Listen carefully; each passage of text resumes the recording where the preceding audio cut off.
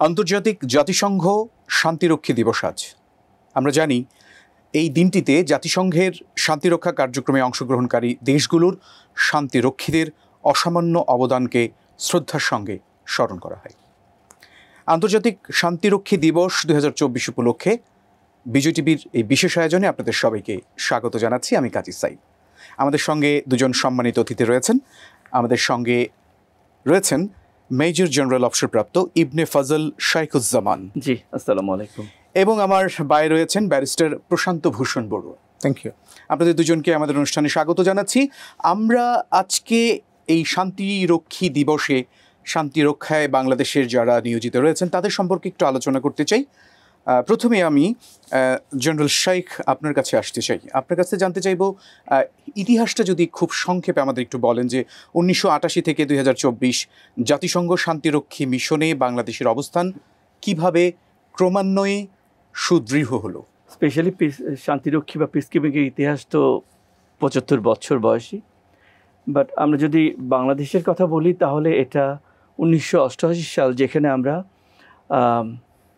Iraq Iran observer মিশনে 15 জন observer পাঠিয়েছিলাম। তারা সবাই চৌকস অফিসার ছিলেন বাংলাদেশ সেনাবাহিনীর, এবং সেখান থেকে কিন্তু যাত্রা শুরু আমাদের। আপনারা জানেন যে 1990 সালে ইরাক কুয়েতকে ইনভেড করলো।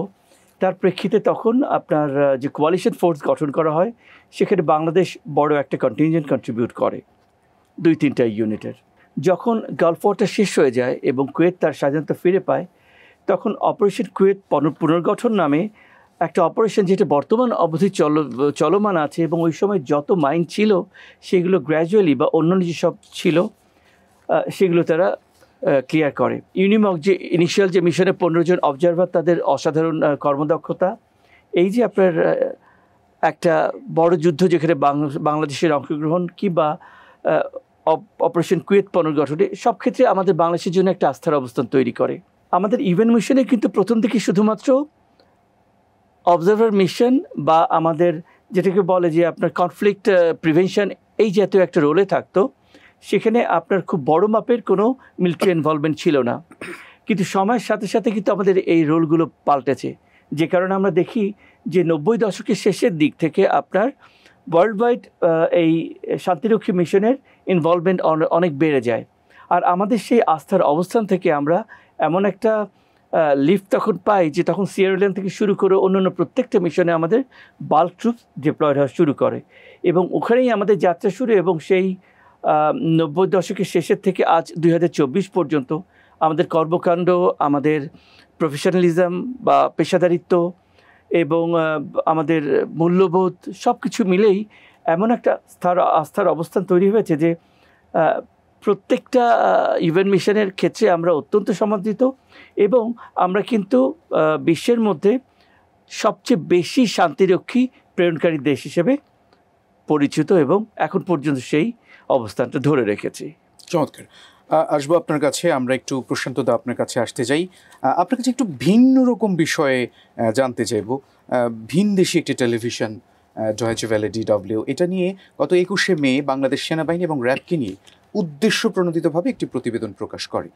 এই বিষয়টিকে কিভাবে ব্যাখ্যা করবেন আপনি? আমি আজকের এই আন্তর্জাতিক শান্তি রক্ষা কার্যক্রমের প্রথমেই শ্রদ্ধা ও সালাম নিবেদন করতে চাই আমাদের এই শান্তিরক্ষা মিশনে আমাদের যে বীর সৈনিকরা আত্মোৎসর্গ করেছেন শান্তিরক্ষা কার্যক্রম গিয়ে, তাদের প্রতি আমি শ্রদ্ধা জানাতে চাই, তাদের স্মৃতির প্রতি, তাদের পরিবারবর্গের প্রতি। শান্তি রক্ষা বাংলাদেশ রাষ্ট্রের জন্ম শপথ। আপনি যদি মহান মুক্তিযুদ্ধের সময় স্বাধীন বাংলা বেতার কেন্দ্র থেকে প্রচারিত এবং যেই গানগুলো শুনে বাংকারে বাংকারে আমাদের মুক্তিযোদ্ধারা লড়াই করেছেন, অসম লড়াই, আমি যদি একটা উদাহরণ দিই, মোরা একটি ফুলকে বাঁচাবো বলে যুদ্ধ করি, এই গানটি দেখবেন একটি জায়গায় সারা বিশ্বের শান্তির শিবির বাঁচাতে আজকে লড়ি। যেই জাতি তখনও পর্যন্ত অসম লড়াইয়ে সুসজ্জিত বাহিনীর বিরুদ্ধে লড়াই করছে, অত্যাচারিত হচ্ছে, জন্ম হতে যাওয়া রাষ্ট্রের পক্ষ থেকে বিশ্ববাসীর প্রতি শান্তির আগাম অঙ্গীকার করছে। And that was correctly corroborated and reflected in our constitution. আমাদের বিশ্ব শান্তির প্রতি আমাদের অঙ্গীকার প্রতিফলিত হয়েছে, commanded by Bangabandhu's political desire. এবং আই এম ভেরি গ্রেটফুল আমাদের পূর্বপুরুষ যাদের খুব কম্পিটেন্ট লিডারশিপে আমরা মুক্তিযুদ্ধটা জয় করে নিয়েছি স্বল্পতম সময়ে, এবং বঙ্গবন্ধুর নেতৃত্বে তারা স্বল্পতম সময়ে সংবিধানটা উপহার দিয়েছেন এবং সেখানে শান্তির বার্তা বিশ্ববাসীর প্রতি দিয়েছেন।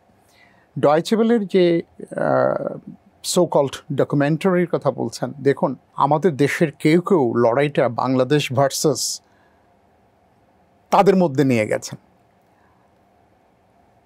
আওয়ামী লীগ, বিএনপি, অন্যান্য দল, তাদের মধ্যে রাজনৈতিক মতপার্থক্য থাকবে।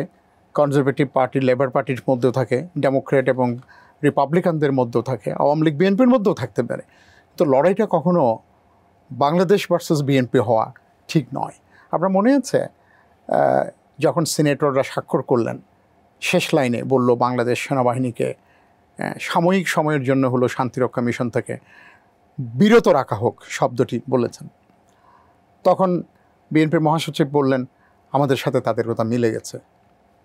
এমইপিরা যখন করলেন ওনারা একই কথা বললেন। তখন থেকে আমরা সন্দেহ করে আসছিলাম যে আমাদের শান্তিরক্ষা মিশনকে টার্গেট করা হয়েছে। তখন আমরা বলেছি একাধিকবার এটি, এবং আমরা বারবার বলেছিলাম যে দেখুন এই প্রতিষ্ঠানগুলো আমাদের জাতীয় প্রতিষ্ঠান, বিশেষত বাংলাদেশ সেনাবাহিনী তো আমার জাতীয় প্রতিষ্ঠান, ওখানে পুলিশের যায়, অন্যান্য যান, এবং ক্রিকেট দিয়ে আজকে ভারতকে চেনে, পাকিস্তানকে চেনে, ইংল্যান্ডকে চেনে, বাংলাদেশকেও চেনে, আমাদের অনেক উন্নতি হয়েছে। কিন্তু যেখানে যেখানে আমাদের ফোর্সেস ডিপ্লয়েড ছিলেন শান্তিরক্ষা কার্যক্রমে জাতিসংঘের আন্ডারে, ওই জনপদগুলোতে খোঁজ নিয়ে দেখেন তারা এই শান্তি সৈনিকদের, শান্তি সেনাদের দিয়ে তারা বাংলাদেশকে চেনে। অনেক জায়গায় তো বাংলাদেশের নামে রাস্তার নামকরণ করেছে, ইভেন ভাষা পর্যন্ত দ্বিতীয় ভাষা বা তৃতীয় ভাষা হয়েছে, সিয়েরা লিওনে হয়েছে, বাংলা হয়েছে, আপনার স্কুলে নামকরণ করেছে। তো আমরা তো খুবই গর্বিত যে বাংলার শান্তি সেনা সারা পৃথিবীতে ডেপ্লয়েড হয়েছে, শান্তি রক্ষা করছে খুব চ্যালেঞ্জিং অবস্থায়। আফ্রিকার একটা দেশে যখন একটা বাচ্চা বলে যে বাংলাদেশ তোমাকে ভালোবাসি, তখন কিন্তু আমাদের বুক ভরে যায়। That is the end goal of our foundational commitment of this very state that they uttered in 1971. দেখুন আমরা খুবই ভাগ্যবান, পৃথিবীতে দুটো দেশ স্বাধীনতার ঘোষণা দিয়ে সশস্ত্র লড়াই করে স্বাধীনতা অর্জন করেছে, একটি বাংলাদেশ আর একটি মার্কিন যুক্তরাষ্ট্র ফিলাডেলফিয়া কনভেনশনের পর। এবং প্রত্যেকটি পরতে পরতে দেখবেন যে মানবিকতার, সাম্যের একটা দৃঢ় অঙ্গীকার। আপনার শরণার্থী শিবিরে মারা যাচ্ছে, কলেরা, সেক্টর 2 গেরিলারা 7 দিন ধরে পাহাড়ি কাঁঠাল পেঁপে খেয়ে আছে। ইন্দিরা গান্ধী যখন আসলেন স্লোগান দিচ্ছে, ইন্দিরা গান্ধী বলছে আমি অবশ্যই 3 দিনের মধ্যে সব খাবার পাঠিয়ে দেব। ওরা আরও স্লোগান দিচ্ছে। তো ইন্দিরা গান্ধী তো একটু বাংলা জানতেন, বলে ওনারা আবার স্লোগান দিচ্ছে কেন? বলে খাবার চাচ্ছে না, তারা অস্ত্র চায়, স্বীকৃতি চায়, অস্ত্র চায়, খাবার চাচ্ছে না, না খেয়ে যুদ্ধ করবে। তখন বলা হয় যে উনি কমেন্ট করেছিলেন এই বাঙালি স্বাধীন না হয়ে যাবে না। তো আজকে সেই শান্তির বার্তা আমাদের শান্তি সেনাদের মধ্য দিয়ে, তাদের মাধ্যমে আমরা সারা বিশ্বের মানুষের কাছে পৌঁছে যাচ্ছে, ওনাদের মাধ্যমে পৌঁছে যাচ্ছে।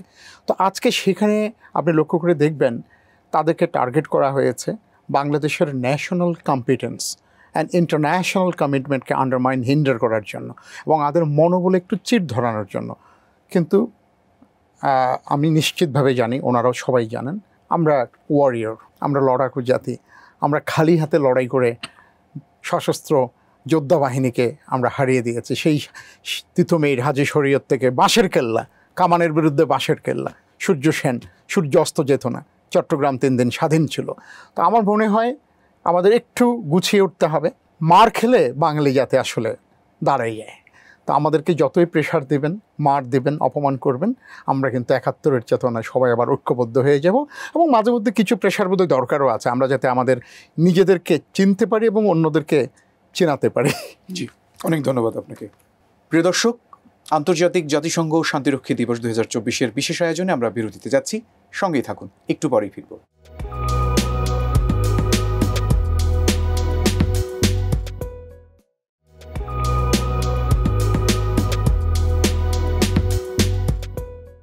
আন্তর্জাতিক জাতিসংঘ শান্তিরক্ষী দিবস 2024-এর বিশেষ আয়োজনে আপনাদের সবাইকে আরও একবার স্বাগত জানাচ্ছি। আমার ডানে রয়েছেন জেনারেল শাইখ। আপনার কাছ থেকে জানতে চাইব, জাতিসংঘ শান্তিরক্ষী মিশনে সশস্ত্র বাহিনীর যে ভূমিকা বা কাজসমূহ কী? আমরা প্রায়শ আমাদের সাধারণ মানুষের মধ্যে একটা ধারণা যে সশস্ত্র বাহিনীর মধ্যে তারা বেশিরভাগ হয়তো সেনাবাহিনীকেই ভাবে, এর সঙ্গে এয়ারফোর্স বা বিমান কিংবা নৌবাহিনীও রয়েছে। আরেকটা জিনিস জানতে চাই যে বলা হয়ে থাকে we are one of the highest troops contributing countries. এই যে অবস্থানটা তৈরি হলো, সেটা কিভাবে তৈরি হলো? বাংলাদেশ আস্থার এমন একটা অবস্থান তৈরি করেছে জাতিসংঘের কাছে যে তারা যেভাবেই চায় বাংলাদেশই তাদের সকল শর্ত পূরণ করতে পারে। তাদের কিন্তু অনেক ডিমান্ড থাকে।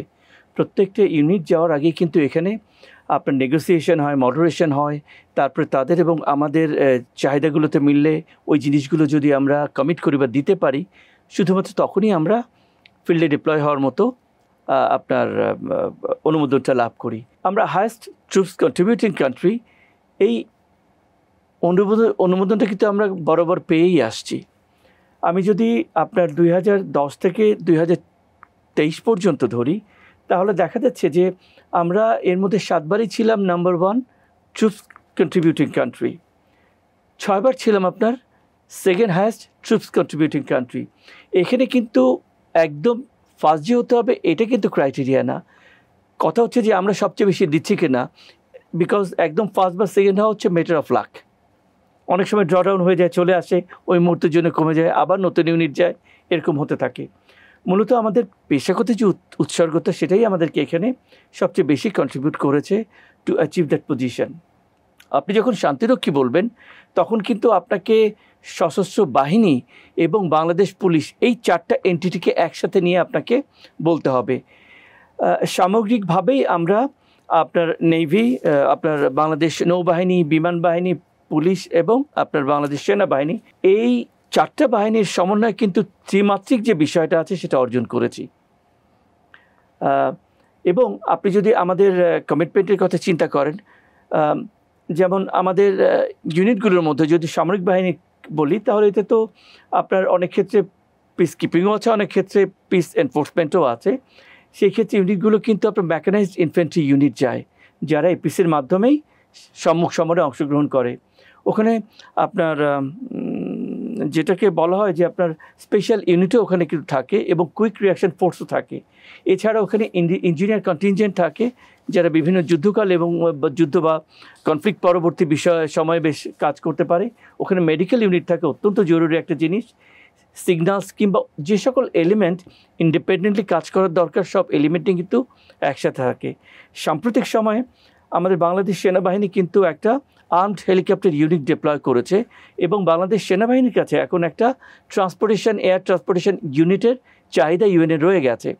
এখানে লক্ষণীয় যে বাংলাদেশ সেনাবাহিনী তাদের নিজের রিকোয়ারমেন্ট ফুলফিল করে বা নিজেদের চাহিদা পূরণ করে যখন জাতিসংঘের মতো প্ল্যাটফর্মে তাদের এয়ার ইউনিটকে পুশ করছে, এটা অত্যন্ত অহংকারের এবং গর্বের। যে কারণেই প্রত্যেকটা ক্ষেত্রেই বাংলাদেশ তার অবস্থান ধরে রেখেছে, প্রত্যেকটা ক্ষেত্রেই তাদের পেশাগত দক্ষতা তাদেরকে দিয়েছে। সবচেয়ে বড় কথা, তাদের যে আপনার দৃষ্টিভঙ্গি এবং মানবিক মূল্যবোধ, এই দুটো জিনিস আপনার ওখানে বেশি কাজে লেগেছে। সিয়েরা লিওনের কথা বললেন, আপনি বললেন যে রোড আমাদের নামে আছে, আপনারা বললেন যে বাংলা তাদের দ্বিতীয় ভাষা, বলে বাংলাদেশকে আমি ভালোবাসি। ওই সময় আমি ওই মিশনে ছিলাম। সাধারণ যে কনফ্লিক্টিং পার্টি ছিল, তাদেরকে কিভাবে শুধু ভালোবাসা দিয়ে এবং আপনার একতাবদ্ধ হয়ে ভয় ভুলে গিয়ে তাদের সাথে আপনার মডারেট করে একটা পর্যায়ে নিয়ে এসছে। সবচেয়ে শান্ত একটা দেশ এখন সিয়েরা লিওন। তো এই অর্জনগুলো কিন্তু বাংলাদেশ তার প্রফেশনাল যে বিষয়গুলো আছে ওর সাথে মানবিক বিষয়গুলো মিলিয়ে করেছে স্যার। এবং তার যে কোনো দায়িত্ব আরো কিছু বিষয় একটু বলি। বর্তমানে 13টি দেশে প্রায় 6092 জন শান্তিরক্ষী কাজ করছে, যার মধ্যে 493 জন রয়েছেন নারী। এই যে সেখানে তারা যাচ্ছে, সাধারণ মানুষের একটু জানতে চাওয়া থাকে, সেখানে যদি নেভি বা এয়ারফোর্স ওনারা যদি যায়, তারা কি একটা দল হিসেবে কাজ করে, না তাদের কার্যক্রমগুলো আলাদা থাকে, পোশাক আলাদা থাকে? স্পেশালি বাংলাদেশে যেভাবে আমাদের ফিমেল আপনার অফিসার্স বা ট্রুপস রয়েছে, ওই দেশেও কিন্তু একইভাবে যায়। আচ্ছা, যে কোনো মহিলা, আমাদের আর্মি, নেভি, এয়ারফোর্স এবং পুলিশ, এই 4টা এন্টিটি কিন্তু মহিলা কর্মী আমাদের মিশনে আছে। সবচেয়ে বেশি আসে বাংলাদেশ সেনাবাহিনীর, এরপরে আসে বাংলাদেশ পুলিশের, নেভি, এয়ারফোর্স, তারপরে আসে। সে যদি ইউনিটের সদস্য হিসেবে যায়, কন্টিনজেন্টের সদস্য হিসেবে যায়, কন্টিনজেন্টের প্রত্যেকটা নিয়ম যেটা একজন পুরুষ আপনার কর্মকর্তা বা সৈনিকের জন্য প্রযোজ্য, একই নিয়ম তার জন্য প্রযোজ্য, এক ড্রেস তাদের জন্য প্রযোজ্য। উনি যখন স্টাফ অ্যাপয়েন্টমেন্টে যান কিংবা অবজারভার মিশনে যান, অন্য দেশের সকল অবজারভার বা স্টাফদের সাথে মিলে তাকে একই প্ল্যাটফর্মে একই ভাবধারায় কাজ করতে হয়, এখানে কোনো ভিন্নতা নেই। জি, ধন্যবাদ।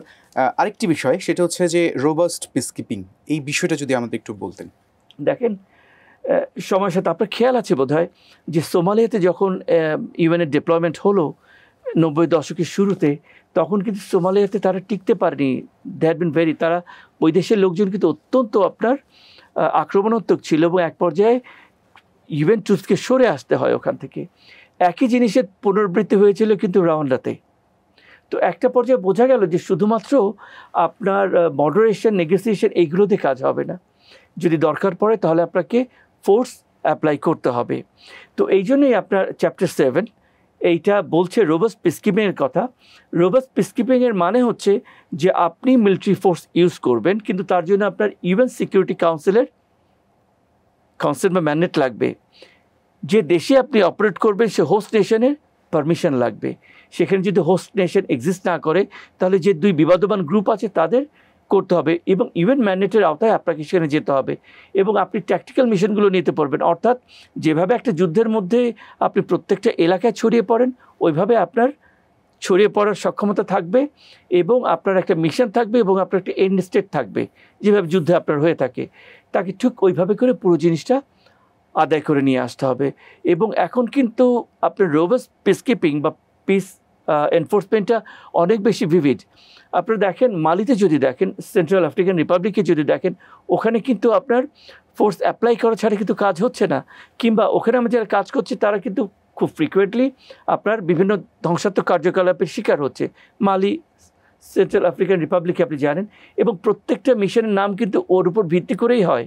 যেমন করে আমি যদি মালি এবং কারের মিশনের নাম বলি, তাহলে ইউনাইটেড নেশনস আপনার multi dimensional integrated stabilisation mission, টার্মটাই বলে দিচ্ছে যে জিনিসটা অত সহজ না, কোয়াইট জটিল, এবং যেখানে আত্মত্যাগের অনেক আপনার উদাহরণ রয়েছে এবং উদাহরণ থাকবে। আবার অনেক ক্ষেত্রে যেমন United Nations mission in south Sudan, flag mission, যেহেতু লম্বা সময় ধরে হচ্ছে, এইভাবে করে আপনার গিভেন রেসপন্সিবিলিটির উপরে, দায়িত্বের উপরে মিশনগুলোর ধরনও ভিন্ন হয়। জি, ধন্যবাদ। আমরা একটু প্রশান্ত দা আপনার কাছে আসতে চাই। আপনার কাছ থেকে আসলে জানার বিষয় যেটি, সেটা হলো যে এই যে একটি ষড়যন্ত্র, এই ষড়যন্ত্রের কথা আপনি কিছুটা বললেন, এটা আন্তর্জাতিক পর্যায়ে আসলে ছড়িয়ে গেল কিভাবে? সেখানে ডিডব্লিউ হোক বা অন্য কোনো দেশ যদি এটার সঙ্গে যুক্ত হয়ে থাকে, সেটা ঠিক কীভাবে হলো আপনার কাছে মনে হয়? এটি কিছুটা বোধগম্য, কারণ বাইরের লোকজন তো চাইবেই যে আমাদের কম্পিটিটিভনেস, আমরা যেটা কম্পিটেন্স আমরা যেটি অর্জন করেছি, সেখানে কম্পিটিটর আমাদের তো আছে, সব জায়গায় কম্পিটিটর আছে, আমার কমার্শিয়াল কম্পিটিটরও আছে। তার সাথে যদি রাজনৈতিক লক্ষ্য যুক্ত হয়, এখন আমরা সরাসরি বলেই ফেলি, আপনার যদি আপনার এশিয়া, আপনার ইন্দো প্যাসিফিক, এটি যদি আপনাকে কেউ এখানে আপনাকে আনতে চায়, এবং আপনার চায়নার সাথে আমার সম্পর্কের ব্যাপারে কেউ যদি কথা বলে, সেক্ষেত্রে আমার ফ্রি চয়েস সভরেন কান্ট্রি হিসেবে সেটা তো আমি মানতে পারি না, বঙ্গবন্ধু মানেননি। এবং আরেকটা আপনি লক্ষ্য করে দেখবেন, পলিটিক্যাল কমিটমেন্ট। 2021 সালে যখন COP26 হয় গ্লাসগোতে, আই ওয়াজ দেয়ার, বিবিসি শিরোনাম করল, Bangladesh prime minister has become voice of the vulnerable.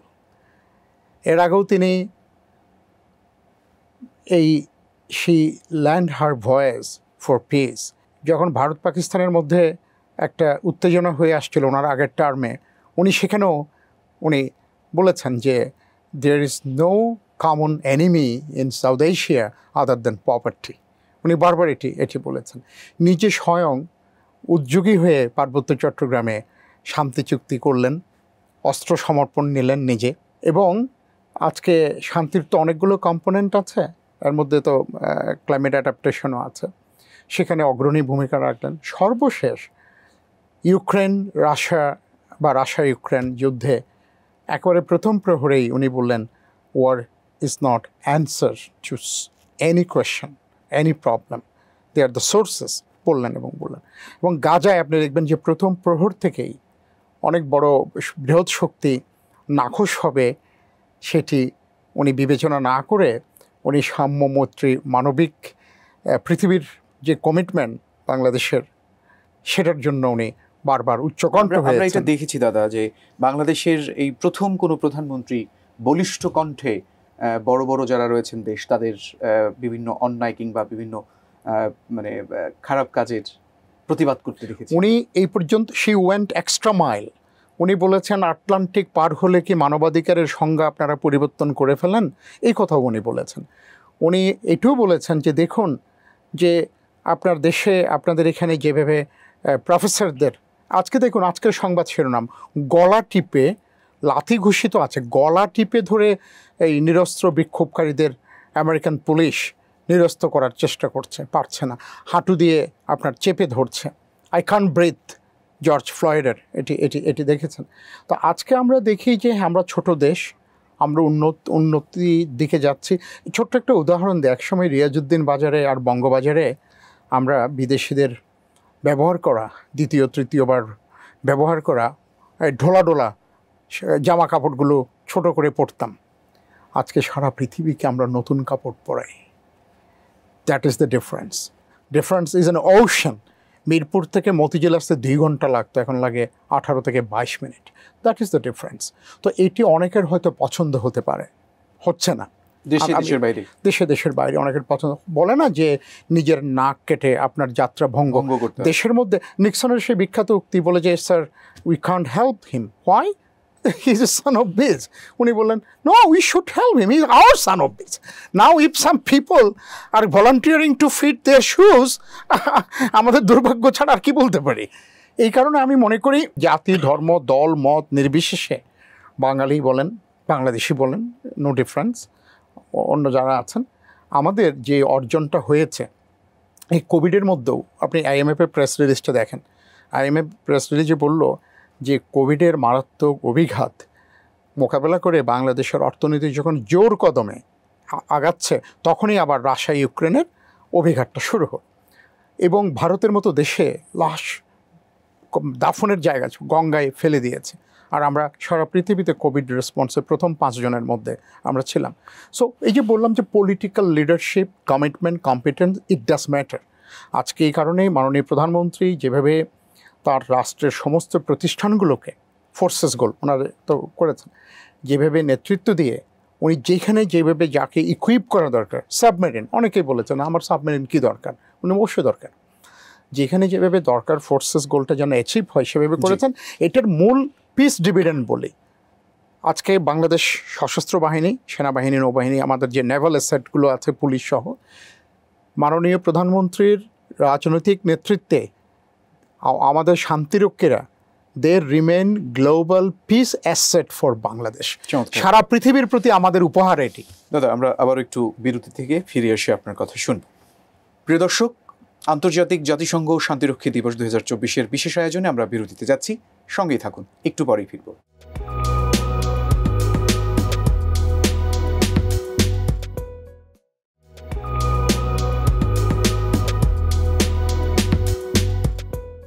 আন্তর্জাতিক জাতিসংঘ শান্তিরক্ষী দিবস 2024-এর বিশেষ আয়োজনে আপনাদের সবাইকে আরও একবার স্বাগত জানাচ্ছি। আমার ডানে রয়েছেন জেনারেল শাইখ।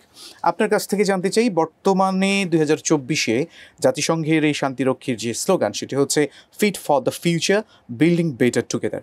এই যে ভবিষ্যৎ একসাথে করা, ভালো কিছু করা, আমরা এর মধ্যেই প্রায়শই শুনতে পাচ্ছি যে মিশন বন্ধ হয়ে যাবে, জাতীয় প্রচারণা প্রায়ই করা হয়ে থাকে। একটা ভয়, শঙ্কার মধ্যে আমরা সাধারণ মানুষ রয়েছি। জাতিসংঘ মিশনের ভবিষ্যৎ অবস্থা কেমন হতে পারে বলে আপনি মনে করেন? একই বিষয়ে দাদার কাছেও জানতে চাইব। সশস্ত্র বাহিনীর কিন্তু একটা বিশেষ ধরন আছে, যেহেতু তারা সুপ্রিম স্যাক্রিফাইসের জন্যে বা সর্বোচ্চ ত্যাগ করার জন্য প্রস্তুত থাকে, তাদের কিন্তু কোনো লজিক থাকার প্রয়োজন পড়ে না, বিকজ লজিক যখন আসবে তখন কিন্তু সুপ্রিম স্যাক্রিফাইস হয় না। এই জন্য আমাদের মধ্যে রিঅ্যাক্টিভ নেচারটা নাই। এই যে আপনার ওভার কানেক্টেড ওয়ার্ল্ড, এই যে আপনার প্ল্যাটফর্ম হতে পারে মিডিয়া, সোশ্যাল মিডিয়া, অন্যান্য সকল প্ল্যাটফর্ম যেগুলো রয়ে গেছে অনলাইন ভার্চুয়াল প্ল্যাটফর্মস, এখান থেকে কন্টিনিউয়াস ফিড করা হচ্ছে বিভিন্ন ইনফরমেশন, যেগুলো মানুষকে ক্রমান্বয়ে আপনার দ্বিধান্বিত করে ফেলছে, কনফিউজ করে ফেলছে। সেই ক্ষেত্রে আমাদের কোনো রিয়াকশান না থাকার মানে কিন্তু এই না যে আমরা মৌনতা সম্মতির লক্ষণ। এটার মানে হচ্ছে যে এটা নিয়ে কনসার্ন হওয়ার বা এটাকে কগনিজেন্সে নেওয়ার মতো আমি কোনো কারণ পাই না। দেখেন 2007 থেকে আমরা শুনছি ইভেন্ট মিশন বন্ধ হয়ে যাবে, কিংবা বিভিন্ন সময় হাইপটা ওঠে, আবার এটা নিয়ে তোড়জোড় করে শেষ হয়ে যায়। কিন্তু এই পর্যন্ত কিন্তু ইভেন্ট মিশন বন্ধ হয়নি না। আমাদের অবস্থান প্রথম থেকে দ্বিতীয় হয়েছে বা দ্বিতীয় থেকে তৃতীয় হয়েছে। আমরা আমাদের অবস্থান পরিপূর্ণভাবে ধরে রেখেছি।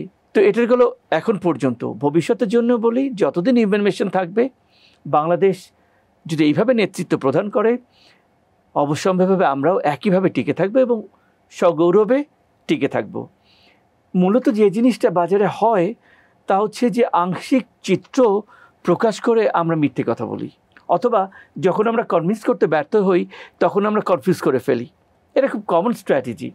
তো এই স্ট্র্যাটেজিতে না আমরা কখনো দ্বিধান্বিত হই, না আমার বিশ্বাস যে দেশবাসী কখনো দ্বিধান্বিত হবে না, কারণ পুরো সত্য চিত্র তাদের সামনেই। যতদিন কনফ্লিক্ট থাকবে ততদিন ইভেন্ট মিশন থাকবে। যতদিন ইভেন্ট মিশন থাকবে, বাংলাদেশ যদি তার অবস্থান এভাবে ধরে রাখে, তাহলে বাংলাদেশের অংশগ্রহণ এবং স্বীকৃতি একইভাবে চলমান থাকবে, এর কোনো ব্যত্যয় হবে না। অনেক ধন্যবাদ। আস্থার কথা শুনলাম, আশাবাদের কথা শুনলাম। নিশ্চয়ই আমাদের যারা দেখছেন দর্শক, তারাও আশাবাদী হতে পারবেন।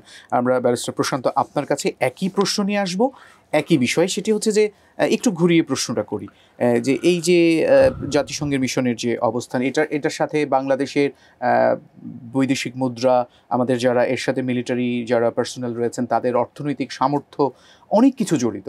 তো এইটাকে বন্ধ করে আসলে বাংলাদেশের কি লাভ হবে বা কি হতে পারে, এটি একটি বিষয়। দ্বিতীয় যে বিষয়, সেটা হচ্ছে যে আমাদের যে সমস্যা, রাজনৈতিক সমস্যার জন্য যে প্রফেশনাল যে ফোর্সেস, তাদের কি কোনো ক্ষতি হওয়ার কোনো সম্ভাবনা কি আপনি দেখছেন কিনা আসলে, বা তারা পারবে কিনা? কারণ বর্তমান সরকার কিন্তু আন্তর্জাতিকভাবে বেশ শক্তিশালী যোগাযোগ রেখে আসছে, ইতোমধ্যে আমরা দেখতে পেয়েছি। কি মনে হয় আপনার কাছে? আজকে আমাদের সেনাপ্রধান যে কথাটি বলেছেন, জি, উনি প্রকাশ্যে চ্যালেঞ্জ জানিয়েছেন যে একটিমাত্র হলেও উদাহরণ দেন আমার শান্তিরক্ষীরা, আমার ফোর্সেস মেম্বার্সরা, আমরা তো এতগুলো ম্যান অ্যান্ড মেশিনারিজ ডেপ্লয়েড করেছি। জেনারেল কারেক্টলি বললেন যে আমাদের যে air unit, air asset, that is pride, আমাদের সক্ষমতার একটা ম্যানিফেস্টেশন করে, আপনার মনুমেন্টাল অ্যাসেট আমাদের এটা। তো আজকে সেনাপ্রধানের এই কথাটি সত্যি যে আজকে কোথাও কোনো উদাহরণ তারা দিতে পারেনি। ওই ডকুমেন্টারিতে দেখবেন তারা হতাশা প্রকাশ করেছেন জাতিসংঘ কেন তাদের কথা অনুযায়ী বাংলাদেশ সশস্ত্র বাহিনীকে বিরত রাখছে না। ওরা হতাশা প্রকাশ করেছে এবং এটি কারেক্টলি করেছে। জাতিসংঘ কেন তাদের কথা শুনবে? জাতিসংঘ আমাকে দেখছে, আমি তার শর্ত পূরণ করছি, পারফরমেন্স হচ্ছে, এবং আমাদের যারা ফোর্সেস কমান্ডাররা। মাঝখানে একটি প্রশ্ন করি, এটা জানার জন্য করি, আপনার ধারণাটা জানতে চাই। সেটা হচ্ছে যে এই অন্য একটি মিডিয়ার একটি প্রতিবেদন, সেই প্রতিবেদনের সাপেক্ষে কিন্তু আমরা দেখলাম যে আমাদের মুরব্বী দেশ স্যাংশন দিল সাবেক সেনাপ্রধানকে। এখন আবার আরেকটা মিডিয়ার এই ধরনের প্রতিবেদনের কারণে মুরব্বী দেশের প্রভাবিত হয়ে জাতিসংঘের কোনো স্টেপ নেওয়ার সম্ভাবনা আছে কিনা? আপনার কাছে কি মনে হয়? জাতিসংঘ তো ভীষণভাবে ওনাদের দ্বারা প্রভাবিত, IMF প্রভাবিত, এটি নো ডাউট। অনেকেই মনে করে still we are living in American century, সেটিও অনেকাংশে সঠিক। কিন্তু জাতিসংঘে সেটি সহজ নয়, কারণ এটি নিরাপত্তা পরিষদে যাবে। তো সেখানে আমরা বন্ধুহীন নই, জি, 71টা এখন না। তো এই কারণেই আরেকটি যেটা আপনি বললেন, ওই যে বললাম যে আমাদের প্রতিষ্ঠানগুলো তাদের সক্ষমতার পরিচয় দিয়েছে, বিশ্বস্ততার পরিচয় দিয়েছে, রক্ত দিয়েছে, আর কি করবে? এই কারণেই তারা যেটা স্বপ্ন দেখছেন সেটি সফল হবে বলে আমি মনে করি না। এ পর্যন্ত শান্তিরক্ষায় প্রায় 168 জন প্রাণ দিয়েছেন। এটি আমি সফল হবে বলে আমি মনে করি না, এবং তাদেরকে হতাশ হয়েই থাকতে হবে। জাতিসংঘ এগুলো একেবারে কিছু হাওয়াই কোনো বিষয় এটি তারা নেবে না। এখানে ডিউ ডিলিজেন্স আছে, এখানে কোয়ালিটি অ্যাসুরেন্স আছে, এগুলো সব তারা দেখে। তো আমি তো সেখানে প্রতিনিয়ত পরীক্ষার মধ্য দিয়ে যাচ্ছি, আমার পারফরমেন্স রিপোর্ট। আপনার কোনো মিশনে তো আমাদের জেনারেলরা ফোর্সেস কমান্ডার, বহুজাতিক কমান্ডার ছিলেন, এবং তারা রুয়ান্ডায়, একটু আগে বললেন রুয়ান্ডা দেখেন কত ভালো সার্ভ করেছে, এখন আফ্রিকান সিঙ্গাপুর বলছে রুয়ান্ডাকে, অনেকভাবে ভালো আছে। মানে আপনি দেখেন যে আপনারা এই যেটা ওনারা ওই যে বলেন না যে লিক করলো সো কল্ড, আপনি একটু আগে বললেন, ওখানেও তো ফান্ডিং করেছে তথাকথিত মুরব্বী দেশের ডিপার্টমেন্ট, এবং এটাও স্বীকারও করে না। তো আপনি ফান্ডিংও করলেন ওখানে, ওটা দিয়ে বানালেন তথ্যচিত্র, এখন আপনি ওটাকে ধরে নিয়ে বললেন যে ওটার ভিত্তিতে আমি আপনাকে এরকম করব। এখানে একটা বড় সমস্যা হয়ে গেছে, বাংলাদেশের গত 2 দশকের উন্নয়ন পার্টিকুলারলি পশ্চিমে কিছু ডিসকমফোর্ট তৈরি করেছে আমার দ্বারা। হ্যাঁ, একটু ডিসকমফোর্ট। ওই যে বললাম আগে তাদের উপর নির্ভরশীল ছিলাম, এই যে পুরনো জামা কাপড় আনতাম, এখন আমি ওদেরকে নতুন জামা পরাই, আমি আমার গার্মেন্টস না গেলে সেই জামা পরতে পারবে না। তো এটা হয়তো একটু ডিসকমফোর্ট এনেছে। আমাদেরকে সতর্ক থাকতে হবে, আমাদের আরও অনেস্ট হতে হবে, আমাদের গুড গভর্নেন্স থাকতে হবে, কিন্তু সবচেয়ে বেশি হতে সতর্ক থাকতে হবে। জি, এখানে কি আমি একটু সাপ্লিমেন্ট করতে পারি? স্যার অবশ্যই আপনি যোগ করেন। আপনার কাছেও একটু জানার ব্যাপার আছে যে কোনো দেশের বিষয়ে, রাজনীতি বা কোনো বিষয়ের কারণে এই ধরনের শান্তি মিশন থেকে সরিয়ে দেওয়া হয়েছে, এরকম কি উদাহরণ আছে কিনা আপনার কথাটা বলেন, এটার উত্তর। ঠিক আছে, প্রথমে আপনার উত্তর দিচ্ছি যে নর্মালি একটা দেশ আউটরাইটলি এমন কোনো কাজ করবে না যে কারণে ইভেন তাকে সরিয়ে দেবে। কিন্তু এরকম আপনার এক্সাম্পল আছে যখন একটা ফোর্স ডিপ্লয়েড, কিন্তু তারা ইভেনের যে ম্যান্ডেট, যে আপনার কাজ, তার ব্যতিক্রম করে হয়তো সেই দেশীয় স্বার্থ সংরক্ষণ করার জন্য কিছু করছিলেন, ইভেন এই জাতীয় ক্ষেত্রে ওই ফোর্সকে উইথড্র করিয়েছে। আছে, বিভিন্ন দেশে আছে, 2-1টা জায়গায় হয়েছে। এটা হচ্ছে আপনার প্রশ্নের উত্তর। না, উনি বললেন যে আপনার মাননীয় সেনাবাহিনী প্রধানের যে উক্তিটা, যে আপনারা একটা এক্সাম্পল দেখেন, এখানে আপনাকে একটু খোলাসা করে বলি যে ইভেন যখন আপনাকে তার দায়িত্বপূর্ণ এলাকায় পাঠায়, তাদের কিছু চাহিদা থাকে, এমন কিছু জিনিস আছে সেটা তাদের চোখে অপরাধ না, কিন্তু বাংলাদেশি হিসেবে, বাংলাদেশে একজন সার্ভিং ইউনিফর্ম পার্সন হিসেবে সেটা একটা অপরাধ। যখন ওই বিদেশের মাটিতে এই যেহেতু কোনো অপরাধ সংঘটিত হয়, বাংলাদেশ কিন্তু এটা খুব কঠিনভাবে এটা দেখে, বিচার করে এবং সাইলেন্টলি তাকে ওখান থেকে দেশে নিয়ে আসে। তো বাংলাদেশ এতটা সতর্ক হওয়ার পরে আপনি একটা এক্সাম্পল পাবেন না যেটা আপনার ইভেন রেফার করতে পারে। আর একটা চমৎকার কথা বলি, যেখানে বাংলাদেশের অনেক সাহসী একটা অবস্থান ফুটে উঠেছিল, যখন সোমালি এবং রাউন্ডাতে আপনার জেনোসাইড হলো এবং এই ইভেন্ট ফোর্সগুলো আপনার ব্যাটার্ড হয়ে গেল, চলে আসতে হলো, তখন ইভেন্ট কিন্তু একটা প্লেজ আপনার রেজ করেছিল, সেটা হচ্ছে আনসার্স প্লেজ বলে, United Nations stand by arrangement system. ওখানে বলেছিল বিশ্বের কোন কোন দেশ আছে যারা আমাদেরকে এরকম ইমার্জেন্সি ক্ষেত্রে কমপ্লিটলি রেডি অবস্থায় থাকবে এবং আমাদেরকে 1 সপ্তাহ, 2 সপ্তাহ বা 4 সপ্তাহের মধ্যে ওই ডিস্টার্ব এরিয়াতে ডিপ্লয়েড হতে পারবে।